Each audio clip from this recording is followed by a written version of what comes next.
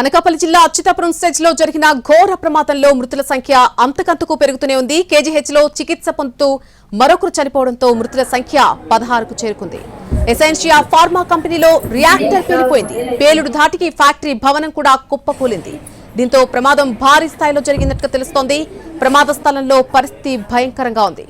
మృతదేహాలు చెల్లాచెదురుగా పడి ఉన్నాయి. శిథిలాలు తొలగించే కొద్దీ మృతదేహాలు బయటపడుతూనే ఉన్నాయి. మరొకవైపు అచ్యుతాపురం ప్రమాదంపై సీఎం చంద్రబాబు ఉన్నత స్థాయి విచారణకు ఆదేశించారు. పూర్తి స్థాయి విచారణ జరిపి బాధ్యులపై కఠిన చర్యలు తీసుకుంటామని చెప్పారు. బాధితులను పరామర్శించేందుకు రేపు అచ్యుతాపురం వెళ్తున్నట్టుగా చెప్పారు సీఎం చంద్రబాబు. ఈ ప్రమాదంలో 50 మందికి పైగా తీవ్రంగా గాయపడినట్టుగా తెలుస్తోంది. వీరిలో చాలా మంది పరిస్థితి విషమంగా ఉందని వైద్యులు చెబుతున్నారు. కొందరికి చేతులు కాళ్లు కూడా తెగిపడినటువంటి పరిస్థితి కనిపిస్తోంది. గాయపడిన వారికి మెరుగైన వైద్యం అందించేందుకు ప్రయత్నిస్తున్నారు. ప్రమాద తీవ్రతను బట్టి మృతుల సంఖ్య ఇంకా పెరిగే అవకాశం ఉందని భావిస్తున్నారు. భారీ పేలుడు సంభవించి మంటలు చెలరేగాయి. దట్టంగా అక్కడ చుట్టూ కూడా పొగలముకుంది. పేలుడు ధాటికి పలువురు కార్మికుల మృతదేహాలు చిత్రమైపోయాయి. కొందరు కార్మికులు ప్రాణభయంతో బయటకు పరుగులు తీశారు. భారీ శబ్దం రావడంతో సమీప గ్రామాల ప్రజలు ఒక్కసారిగా ఉలిక్కిపడ్డారు. ఫార్మాసెస్లోని ఫైర్ ఇంజిన్లతో పాటు చుట్టుపక్కల నుంచి మరొక 11 ఫైర్ ఇంజిన్లను తెప్పించి మంటలను అదుపు చేశారు. గాయపడిన వారిని వెంటనే అనకాపల్లిలోని వేర్వేరు హాస్పిటల్స్ కు తరలించారు. ప్రమాద సమయంలో ఫ్యాక్టరీలో దాదాపు 300 మంది కార్మికులున్నట్టుగా తెలుస్తోంది. రియాక్టర్ పేలుడు ధాటికి పరిశ్రమలోని మొదటి అంతస్తు స్లాబ్ కూలిపోయింది. శిథిలాల కింద కొంతమంది చిక్కుకున్నట్టుగా చెబుతున్నారు. అలాగే శిథిలాల తొలగింపు కోసం భారీ క్రేన్లను అప్పటికప్పుడు రప్పించారు. ఎన్డీఆర్ఎఫ్ కు చెందినటువంటి 3 బృందాలు సహాయక చర్యల్లో పాల్గొన్నారు. దాదాపు 6 గంటలుగా ఇంకా రెస్క్యూ ఆపరేషన్ కొనసాగుతూనే ఉంది. ప్రమాదం జరిగిన తర్వాత జిల్లా కలెక్టర్ కు ఫోన్ చేసి మాట్లాడారు సీఎం చంద్రబాబు. ప్రమాద ఘటనపై దిగ్భ్రాంతి వ్యక్తం చేశారు ఆయన. అలాగే బాధితులకు అందుతున్నటువంటి వైద్యంపై కూడా వివరాలు అడిగి తెలుసుకున్నారు.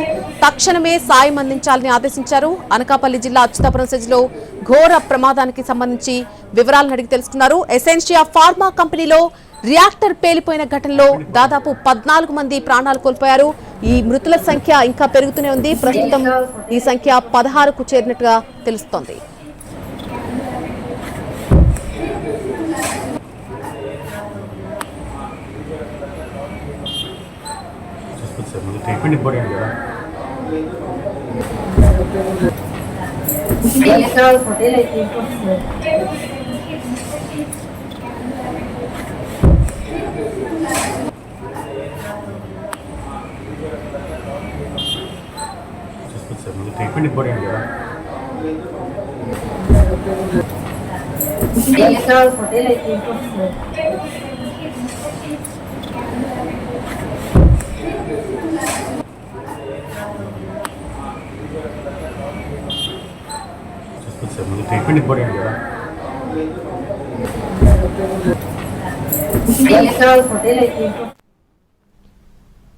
బాధిత కుటుంబ సభ్యులు అచ్యుతాపురం సెజ్ దగ్గరకు ఒక్కొక్కరుగా చేరుకుంటున్నారు. తమ వారి పరిస్థితి ఏంటో చెప్పాలని కన్నీరు మున్నీరవుతున్నారు.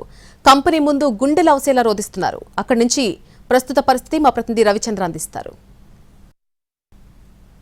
చనిపోయిన ఉద్యోగులు సిబ్బంది కుటుంబ సభ్యులంతా ఇప్పుడిప్పుడే వస్తున్నారు. తమ వారిని చూపించాలని కంపెనీ ఎదుట వేడుకుంటున్న పరిస్థితి ఉంది. ప్రస్తుతం వెంకటసాయికి సంబంధించిన బంధువులు ఉన్నారు. వారంతా కూడా వస్తున్న పరిస్థితి ఉంది. వాళ్ళంతా కూడా తమ వారిని చూపించమని అడుగుతున్నారు. వెంకటసాయి కోసర్ల వెంకటసాయి జనరల్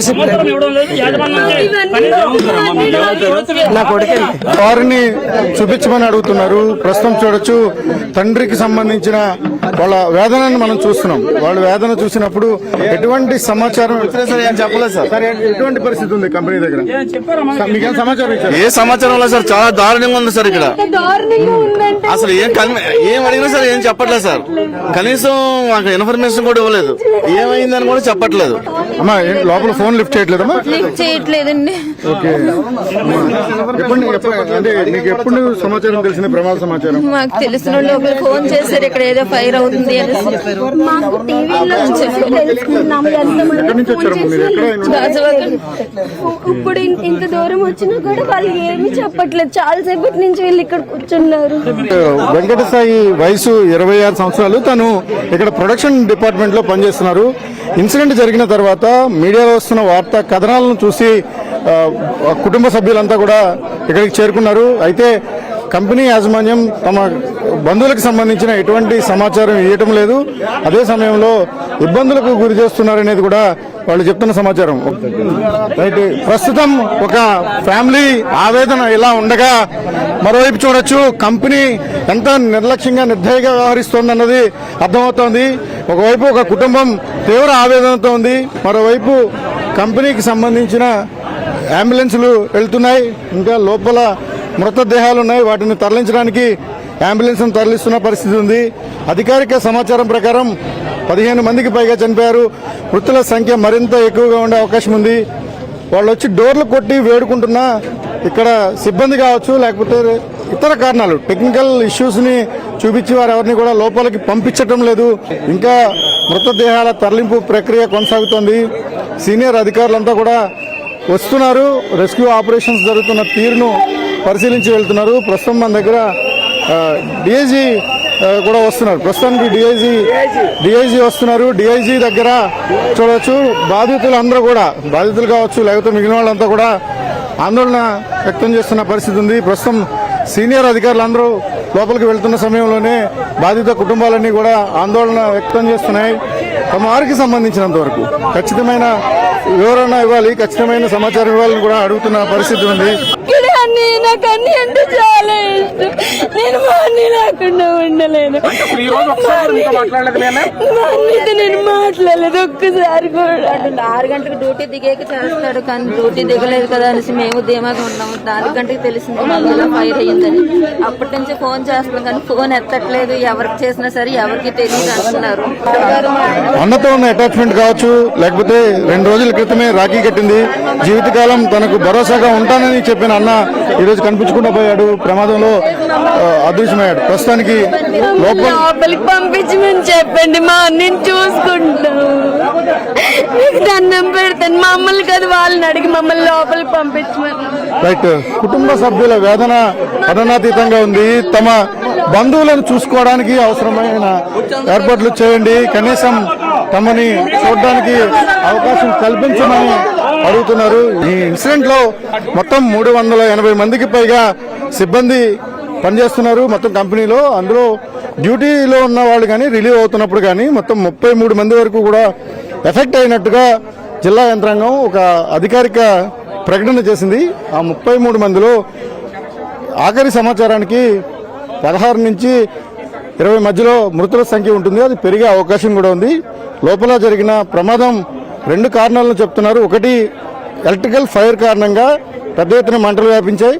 అదే సమయంలో ఒక్కసారిగా ఏదైతే బిల్డింగ్ ఉంటుందో బిల్డింగ్ కూలిపోయింది. ఫైర్ కారణంగా చనిపోయిన వాళ్ళకన్నా బిల్డింగ్ కూలిపోవటం వలన ఎక్కువ మంది ప్రాణాలు కోల్పోయినట్టుగా ప్రాథమికంగా సమాచారం. వీటన్నిటిని కూడా అధికారికంగా నిర్ధారించాల్సిన అవసరం ఉంటుంది.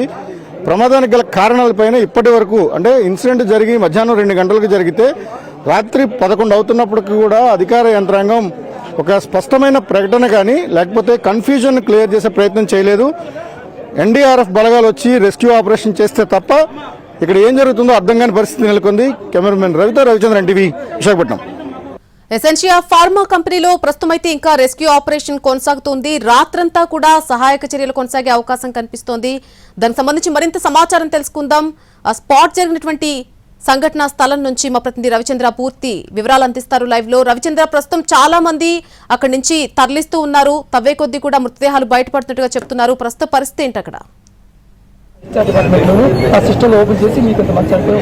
మళ్ళీ అచ్యుతాపురం SEZ లో జరిగిన ఫార్మా ప్రమాదంలో మృతుల సంఖ్య దాదాపు 17కు చేరుకుంది. మరికొంతమంది క్షతగాత్రుల పరిస్థితి ఆందోళనకరంగా ఉంది. మరోవైపు ఈ ప్లాంట్ లోనే ప్రస్తుతం ఎక్కడైతే ఉన్నానో ఇదే ఆ ప్రమాదానికి కారణమైన ప్లాంట్. ఇక్కడ లోపల ఎక్కడైతే మీకు సెంట్రల్ లైటింగ్ పోల్స్ ఉన్నాయో దాని పక్కనే ఉన్న బ్లాక్ లోనే ఈ ఇన్సిడెంట్ జరిగింది. మధ్యాహ్నం 2 గంటల సమయంలో భారీ పేలుడు సంభవించింది. పేలుడు వెనక మొదట్లో రియాక్టర్ కారణం అనుకున్నప్పటికీ తర్వాత సాల్వెంట్స్ కారణంగా షార్ట్ సర్క్యూట్, అలాగే పెద్ద ఎత్తున మంటలు వచ్చాయి, ప్రెషర్ బిల్డప్ అయ్యి పేలుడు సంభవించిందని చెప్తున్నారు. ప్రమాదం మృతుల సంఖ్య పెరిగే ప్రమాదం అయితే ఉంది. అధికారికంగా ఇప్పటి వరకు ఎటువంటి ప్రకటన చేయలేదు. ఇక కొంతమంది బాధితులు తమ వారి ఆచూకీ కోసం వస్తున్న పరిస్థితి. ఇతను ఎగ్జాక్ట్ గా నా ఫోన్ లో ఉన్న ఈ వ్యక్తి పేరు సన్యాసి నాయుడు. ఈయన ఇదే కంపెనీలో కొంతకాలంగా పనిచేస్తున్నారు. తమకు సంబంధించిన ఆచూకీ చెప్పమని కూడా కుటుంబ సభ్యులు కోరుకుంటున్న పరిస్థితి ఉంది.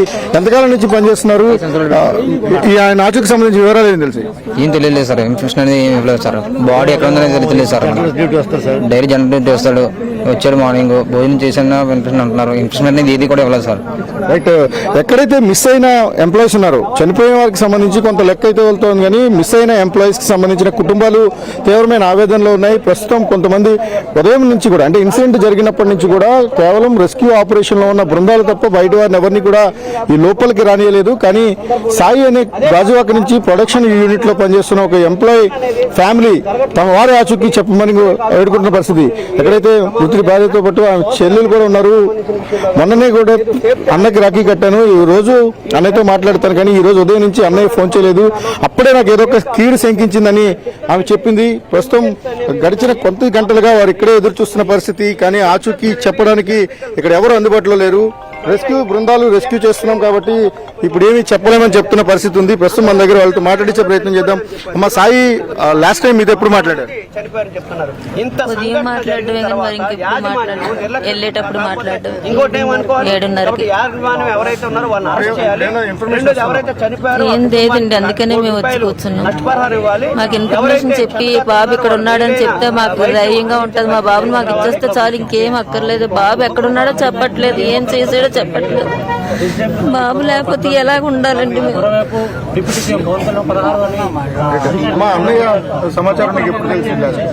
మధ్యాహ్నం 2:30 కల్లా 3:30కి అలా న్యూస్ చూసాము. అందరూ కాల్ చేస్తున్నారు. అయితే ఒక ఆయన నెంబర్ తెలిసి ఆయన కాల్ చేసాము. ఆయన వెతుకుతున్నారు సాయిని అని చెప్పారు. ఎన్నిసార్లు అడిగినా కూడా మళ్ళీ ఫోన్ చేస్తే అస్సలు లిఫ్ట్ చేయలేదు తను. అయితే ఈవినింగ్ 6th అంటే అందరికి ఇలా జరిగిందంటే కొంచెం బిజీగా ఉంటారు కదా, చేస్తాడు రిటర్న్ ఫోన్ అనుకుంటూ ఉన్నాము. 6:15 అయ్యింది, 6:30 అయ్యింది. అసలు ఇప్పటికి వచ్చి కాల్ చేయలేదు, ఏం చేయలేదు. అసలు ఏం జరిగిందో కూడా తెలీదు. మళ్ళీ ఓవరాల్ గా 380 మంది వరకు కూడా ఈ పరిశ్రమలో పనిచేస్తుంటే 33 మందికి పైగా ఈ ప్రమాద కారణంగా ఎఫెక్ట్ అయ్యి ఉంటారని ఒక అంచనా వేస్తున్నారు. అధికార యంత్రాంగం రెస్క్యూ ఆపరేషన్ చేస్తుంది. ఎన్డీఆర్ఎఫ్, ఎస్డీఆర్ఎఫ్ బృందాలను కూడా మోహరించి పరిస్థితిని చక్కదిద్దే ప్రయత్నం చేస్తున్నారు. ప్రమాదం జరిగిన తర్వాత బిల్డింగ్ మొత్తం కొలాప్స్ అయిపోయింది. ఏదైతే ప్రొడక్షన్ బ్లాక్ ఉంటుందో ప్రొడక్షన్ బ్లాక్ పూర్తిగా కొలాప్స్ అయిపోయిన కారణంగా చాలా మంది ఆ బ్లాక్స్ కింద చిక్కుకుపోయారు. అనేక మృతదేహాలు ఛిద్రమైపోయిన పరిస్థితి. వారిని గుర్తించడం కూడా సాధ్యం కాని పరిస్థితిలో ప్యాక్ చేసి మార్చురీలకు తరలిస్తున్నారు. ప్రస్తుతం అనకాపల్లి నుంచి డెడ్ బాడీస్ ను మార్చురీలకి కేజీహెచ్ కు తరలిస్తున్నారు. అక్కడ పోస్ట్ మార్టం ఏర్పాట్లు చేస్తున్నారు. మరోవైపు ఈ ఘటన పైన రాష్ట్ర ప్రభుత్వం విచారణకు ఆదేశించింది. యాజమాన్య నిర్లక్ష్యం ఉంటే కఠిన చర్యలు తీసుకుంటామని కూడా హెచ్చరించింది. అవసరమైన మేరకు కార్మికుల భద్రత కోసం, కార్మికుల ఆరోగ్యాన్ని మరింత మెరుగైన వైద్య సేవలు అందించడానికి అవసరం అనుకుంటే ఎయిర్ అంబులెన్స్లను కూడా ఏర్పాటు చేసి ఇక్కడి నుంచి తరలించాలని ముఖ్యమంత్రి ఆదేశించారు. మరోవైపు బాధిత బంధువులు కావచ్చు, కుటుంబ సభ్యులంతా కూడా ఆందోళన చేస్తున్నారు. తమ వారికి సంబంధించిన ఆచూకీ చెప్పమని డిమాండ్ చేస్తూ ప్రస్తుతానికి పరిశ్రమ గేటు దాటుకుని లోపలికి వచ్చి బైఠాయించారు. మరికొద్దిసేపట్లోనే హోంమంత్రి కూడా ఈ సంఘటనా స్థలానికి రాబోతున్నారు.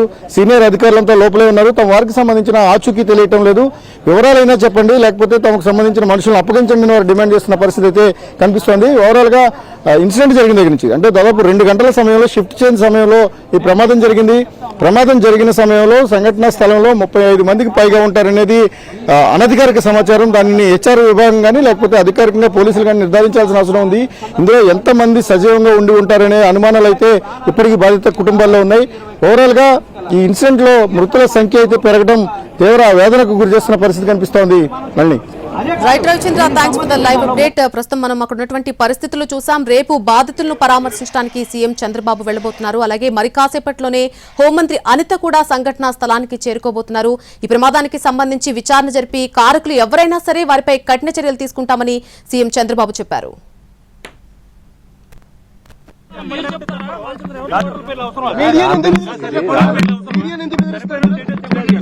ప్రాథమిక సమాచారం చెప్పండి. అదే చెప్పకూడని అయితే ఏం చెప్పకండి.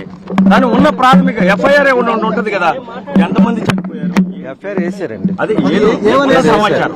ఇది రాంబిల్ మండలంలో ఉన్నది. మేమందరం రిస్క్ ఆపరేషన్ కి వచ్చాం. Okay, nice. ఇంకా అర్థమైందా? రిస్క్ ఆపరేషన్ జరుగుతుంది, అందులో ఉన్నాం, అందరం ఉన్నాం.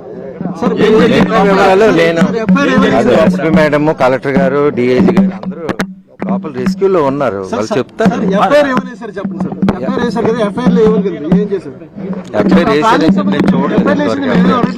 చూడలేదు. రెస్క్యూ ఆపరేషన్ కొనసాగుతుందా? అంటే అసలు లోపల అంటే ఎన్ని ఫ్లోర్లు కూలిపోయినాయండి? అన్ని వివరాలు నేను చెప్పాను. నేను లోపల అంటే ఎంతమంది చనిపోయారని ఏమన్నా సమాచారం ఉందా? సరే, ఇప్పుడు ఎన్ని బాడీలు బయటకు వెళ్ళి అదొకటనే చెప్పండి. ఏది చెప్పినా నేను తప్పే అవుద్ది, ఎందుకంటే నాకు కరెక్ట్ గా క్లారిటీ లేదు. క్లారిటీ ఇష్యూ మీద ఒక్కొక్క దగ్గర ఒక్కొక్కలాగా ఉంటుంది. అంటే చెప్తారు, ఇది ప్రెస్ మీట్ పెట్టి రేపు మేడం గారు ఇప్పుడు అందరూ డిస్కషన్ అవుతుంది. నేను చెప్పలేనండి, చెప్పండి. ఒకటండి, రెస్క్యూ ఆపరేషన్ లో ఎవరెవరు పాల్గొన్నారు ఏంటి? ఎన్డీఆర్ఎఫ్ ఇప్పుడు మీ ఎదురుగా వచ్చింది కదా, అరే ఇప్పుడు వ్యాన్ వచ్చింది కదా, ఇప్పుడు అది అది ఎస్డిఆర్ఎఫ్ స్టేట్ ఇదనమాట. ఇంకా మా పోలీస్ మొత్తం ఇందులోనే ఉంది, రెవెన్యూ డిపార్ట్మెంట్, అన్ని డిపార్ట్మెంట్లు, ఫ్యాక్టరీస్ డిపార్ట్మెంట్ అందరూ రెస్క్యూలోనే ఉన్నారు. ముందు వాళ్ళందరినీ ప్రాణాలు సేవ్ చేసే పనిలోనే మేము ఉన్నాం.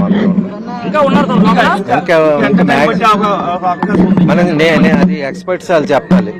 ఎక్స్పర్ట్స్ ఉన్నారు కదా ఫ్యాక్టరీకి సంబంధించి, లోపల పనిచేస్తున్నారు. నేను లోపలికి వెళ్ళలేదు, ఇంకా క్లియర్ ఏమైనా ఉన్నారా లేదా అంత క్లియర్ చేసుకోవాలి కదా. ఇప్పుడు ఎంతమందిని పంపించారు సార్ బయటికి? టోటల్ ఆ షిఫ్ట్ లో ఎంతమంది? ప్రాథమిక సమాచారం ఎఫ్ఐఆర్ లో ప్రాథమిక సమాచారం ఆ షిఫ్ట్ లో ఎంతమంది ఉన్నారు కానీ అది మరి నాకు అంత వివరాలు లేవు. కరెక్ట్ వివరాలు చెప్తాను, కనుక్కొని చెప్తాను. అంటే బాధితుల ఫ్యామిలీ వచ్చి ఒక రిక్వెస్ట్ చేస్తున్నారు సార్, అంటే వాళ్ళకి మీ తరఫున చెప్తారా మీరు, అది ఏమని చెప్తారు? యాజమాన్యం చెప్తారా? ఎస్పీ మేడం గారు, కలెక్టర్ మేడం గారు, డిఐజీ గారు వాళ్ళు చెప్పే విషయాలు చెప్తారు. అంటే ఈ ఇన్ఫర్మేషన్ ఇక్కడ బాధితులు ఇక్కడ ఉన్నారు అని చెప్పి ఇన్ఫర్మేషన్ పాస్ చేస్తారు సార్ లోపలికి? అదే బయట ఉండి వాళ్ళు చూస్తున్నారు, బయట ఎంతమంది మాకు అడుగుతున్నారు.